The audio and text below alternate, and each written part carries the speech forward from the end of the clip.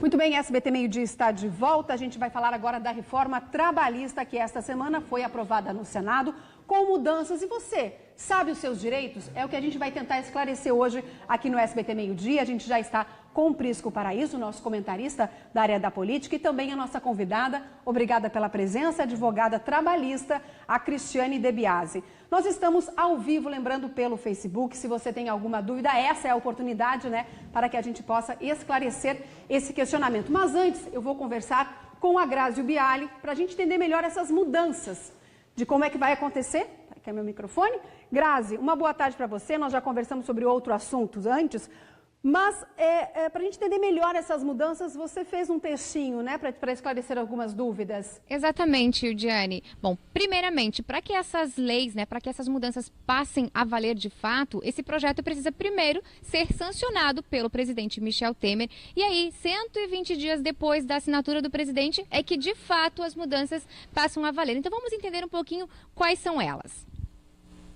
A reforma trabalhista muda mais de 100 trechos da Consolidação das Leis de Trabalho, a CLT, e prevê pontos que poderão ser negociados entre empregadores e empregados. Pelo projeto, férias podem ser divididas em até 3 vezes. Quem tem jornada acima de 6 horas pode optar por um intervalo de 30 minutos. O imposto sindical, por exemplo, deixa de existir.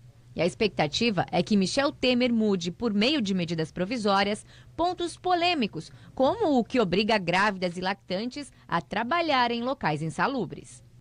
Pela manhã também nós fomos ouvir algumas entidades e daqui a pouquinho eu volto trazendo os detalhes e a opinião de cada uma delas.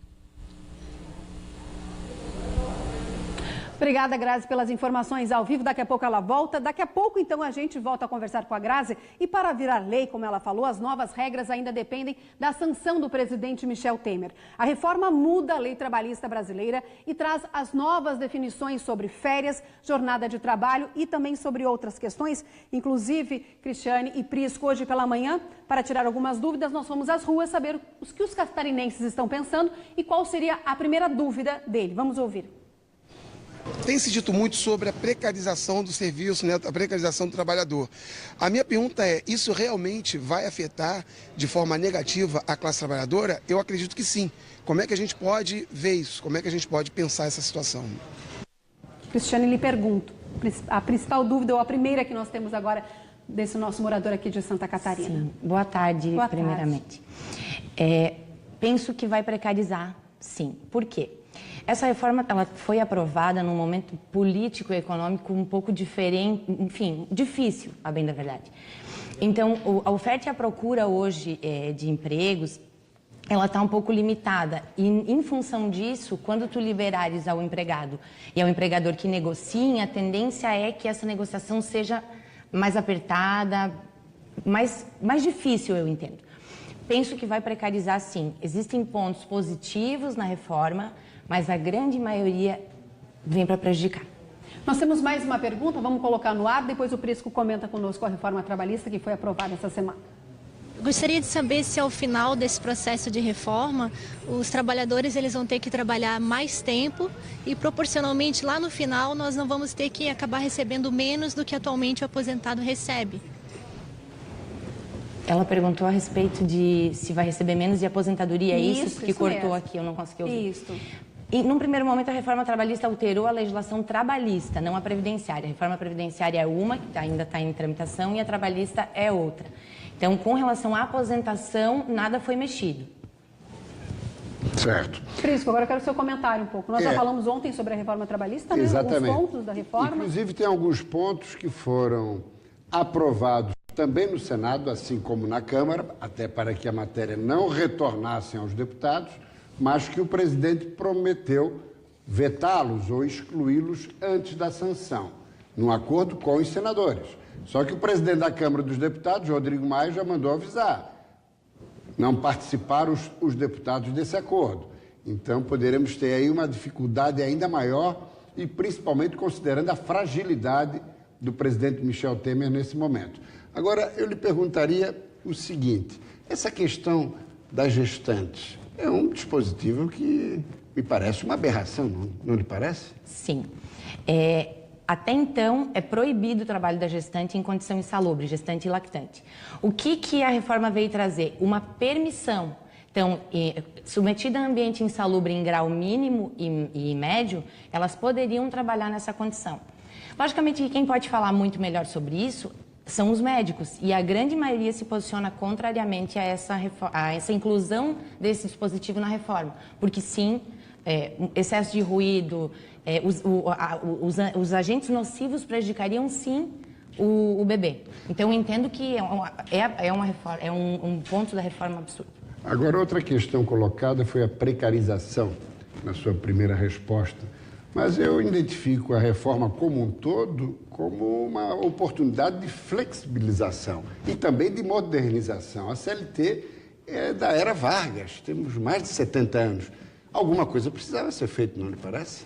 Precisava, Prisco, mas assim, desde 43, quando a CLT passou a existir, até então, ela não ficou engessada, ela foi alterando com o passar do tempo. Claro que sim, a gente precisava de algumas mudanças são importantes, são interessantes. O grande ponto nisso tudo é a forma com que isso aconteceu, sem discussão, sem trazer para a sociedade, sem ouvir os profissionais de outras áreas, porque o direito ele é uma ciência que não é exata, é uma ciência social. Então, precisava pensar um pouquinho mais em como fazer isso. Mas, de todo, ela não é ruim, de todo, ela flexibiliza, ela traz à tona o trabalho remoto, que é o home office, que já existia, mas era uma situação que o empregador, às vezes, ficava numa situação difícil de fazer isso acontecer, porque não tinha um fundamento legal para tanto. Perfeito. Só antes da última pergunta na enquete, Yudiane, e o fim da obrigatoriedade da contribuição sindical? Qual a sua avaliação? Perfeito. Contribuição, que a gente chama de contribuição, mas nada mais do que um imposto. Imposto, é verdade. Né? Porque é obrigatório. Verdade. O que o APL, enfim, o que a reforma trabalhista trouxe? Não mais obrigatoriedade. Então, o empregado vai optar se quer pagar este dia trabalho ano para o sindicato. Tem dois aspectos. No primeiro momento, positivo, porque não é obrigatório, e outro do enfraquecimento de uma base sindical, porque hoje quem mantém essa estrutura sindical são essas contribuições. Certo. Nós temos, Cristiane, mais um questionamento. Vamos? Eu queria saber se com essa nova lei de poder aumentar a carga horária do empregado, se o patrão também vai pagar proporcionalmente a mais pelo trabalho feito pelo empregado, ou se vai continuar o mesmo salário, a mesma palhaçada que está hoje em dia. O que acontece hoje é que a nossa legislação estabelece uma jornada máxima de 8 horas diárias e 44 semanal. O que o projeto trouxe? Ele trouxe uma possibilidade de você fixar a jornada em até 12 diária. Isso significa, hoje você ganha X e trabalha 8 horas, você vai ganhar X e vai trabalhar 12. Aí, lógico, oferta e procura. Se você submeter aquilo que o teu empregador está oferecendo pelas 12 horas, você vai aceitar, do contrário, vai procurar um outro trabalho que não seja assim. Mas é uma tendência de que seja assim fixado um valor, mantenha-se um valor, porque aquela é a jornada legal. Hoje a nossa jornada legal é 8, a partir de então a jornada legal não será mais 8, será até 12. Limitada a 48 horas semanais. Agora, essa reforma propicia também, estimula uma maior negociação entre empregado e empregador, né? Nós temos um questionamento, eu vou na onda de você. O Jean Carlos Alves colocou: quero ver qual patrão dar aumento se não tem a convenção trabalhista entre sindicato trabalhador e sindicato patronal, os acordos que sempre são feitos todo ano. Esses acordos se você tem algum questionamento, né, internauta, nós estamos aqui ao vivo pelo Facebook, você pode deixar aqui a sua pergunta. A negociação coletiva ela vai continuar existindo, tá? O que acontece, que a gente percebe que o legislador tentou, meio que de forma muito rápida, mas tentou, foi permitir que o empregador e o empregado conseguissem deliberar a respeito de determinadas situações. Então, trabalho por produção. Não vai aumentar o salário, mas vamos lá, se tu produzir, tu vai ganhar determinado valor. Então, trazer um pouco mais essa liberdade nesse contrato que hoje, sim, é engessado, nesse aspecto. Ou seja, potencializa a negociação entre as partes, né? Sim. Num primeiro momento, a gente vai ter, sim, também uma dificuldade do trabalhador, porque hoje ele não está acostumado com isso.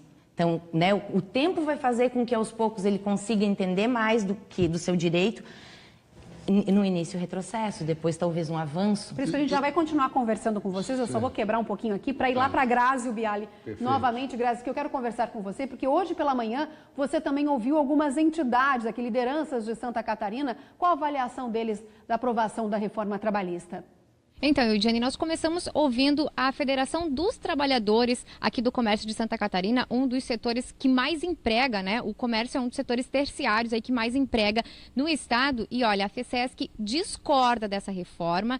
Eles acreditam que essas mudanças não traz benefícios para os trabalhadores e mais do que isso, eles temem que o desemprego ainda possa aumentar no país. Acompanhe. Porque, na verdade, essa lei, a nova regulamentação, ela vem beneficiar a negociação coletiva. Então, a negociação coletiva, uma vez firmada entre os dois sindicatos, patronal e laboral, ela dá segurança jurídica com relação a toda essa flexibilização com os funcionários e com a empresa. Então, a grande vantagem é essa. Então, a empresa sente-se mais à vontade em flexibilizar e o funcionário também flexibiliza porque ele vai ter uma maior qualidade de vida, porque ele vai escolher mais o horário de trabalho, as condições de trabalho. Vocês acabaram de ouvir o presidente da FEComércio, que é a Federação do Comércio de Santa Catarina, e eles, pelo contrário da FECESC, eles concordam com essa nova regulamentação, justamente pela flexibilização que ela proporciona. Então, agora sim, vamos ouvir a Federação dos Trabalhadores, que discorda de tudo isso que vocês acabaram de ouvir. Ela mexe em aproximadamente 100 artigos da CLT, e os trabalhadores perderão conquistas de mais de 100 anos de luta, de morte, de muito suor, de muito sangue. E nós temos já estudos, como o Diese já realizou vários estudos, de que, primeiro, nós teremos a precarização muito grande das relações de trabalho, como a terceirização, negociado sob legislado, trabalho intermitente. E, por outro lado, não teremos geração de emprego, pelo contrário, nós perderemos empregos. E o que é pior, né, os empregos que eventualmente serão criados serão totalmente precarizados. Ou seja, nós voltaremos a ter uma relação entre capital e trabalho de 100 anos atrás, de 150 anos atrás. Bom, nós também ouvimos o presidente Glauco José Corte, presidente da Federação das Indústrias aqui de Santa Catarina, que disse, inclusive, que acompanhou todo esse processo de perto e que sempre apoiou essa reforma. Veja a opinião dele. Esta reforma atualiza as nossas relações de trabalho, ela valoriza a negociação entre as partes legítimas, trabalhadores e empregadores, ela promove a formalização do mercado de trabalho, como é o caso do trabalho intermitente, que ocupa hoje um grande contingente de trabalhadores em feiras, congressos, em eventos que são de fato eventuais. Ela vai permitir, portanto, uma maior segurança para o empregador e também para o empregado. Bom, como vocês podem perceber, né, aí existem as divergências entre as entidades e também muitas dúvidas entre a população. Eu volto aí com vocês, Eudiane, para ajudar a esclarecer um pouco mais sobre esse assunto. Ajudou muito já. Obrigada, Grazi, pelas informações, por ter ouvido lideranças aqui de Santa Catarina, grandes empresários. Enfim, muita gente questionando aqui ao vivo pelo Facebook, e ainda nós já citamos esse assunto, esse tema, mas muita gente ainda questionando a contribuição sindical, Cristiane. A Cristiane, que é advogada trabalhista. Contribuição sindical passa a não ser mais obrigatória. Hoje ela é obrigatória, ela passa a não ser obrigatória. Então, você empregado vai optar se você vai pagar esse valor para o teu sindicato ou não vai pagar. Agora, outra questão. Com essa nova modelagem da legislação trabalhista, isso vai gerar mais oportunidade de emprego na sua avaliação? Não sei. Em princípio, a gente imagina que sim. Por quê? Porque tu está regulamentando um trabalho remoto, um trabalho intermitente, trazendo para a CLT uma nova modalidade, novas modalidades de contrato que não existiam. Não sei se isso vai gerar mais emprego, se isso vai mudar muito. Está regulamentando a bem da verdade. O que eu penso é que pode ser prejudicial quando a classe não está organizada, quando o empregado não sabe como negociar com o seu patrão. Porque isso culturalmente nós não temos. O papel do sindicato nesse contexto é importante ou ele acabou muito politizado ao longo dos últimos tempos? É extremamente importante o papel do sindicato, mas sim, ele foi politizado, ele foi usado para vertente diversa daquela para a qual ele inicialmente foi constituído, que era para a defesa do direito, prerrogativa do trabalhador. Nós temos muita gente questionando, agradecendo aí pelo SBT Meio-Dia, enfim, trazer aqui os questionamentos. E eu lhe pergunto para a gente encerrar, para você, como tem conhecimento de causa, qual o ponto mais polêmico e qual o ponto em que realmente a gente precisava avançar? Considerações finais, digamos assim, Cristiane. Polêmico, contribuição ao imposto sindical. Extremamente polêmico, mexeu com a estrutura toda, sindicatos, enfim. Um ponto bem interessante é o fracionamento de férias. Então, hoje, a gente podia fracionar férias, do jeito que a legislação está, em 2 vezes, em 2 períodos. A partir de então, a gente vai poder fracionar em 3 períodos, um com prazo com pelo menos 14 dias e os outros 2, um pode ser também com 5. Não pode iniciar antes do final de semana, não pode iniciar antes de feriado. O pagamento segue da mesma forma, 48 horas antes da fruição, o adicional segue da mesma forma. Isso era uma reivindicação do trabalhador, do empregado? Sim, porque alguns empregados queriam poder fracionar. 30 dias, às vezes a pessoa não vai viajar, não vai ficar tanto tempo desvinculado. Isso. Doutora, tem o Marcelo aqui que diz que vocês poderiam citar o descanso 36 horas que não foi citado então, também. O descanso de 36 horas, ele está no projeto, que fixa da seguinte forma: podendo estabelecer a jornada 12 por 36 de forma geral, tá? Desde que seja convencionado, né? Tem acordo. E parece que isso é um ponto de veto, então eu não tem como dizer se vai ou não, mas parece que é um ponto de veto ou de uma medida provisória futura. Agora, um ponto que eu acho, assim, até tu me perguntasse, extremamente importante e complexo da reforma.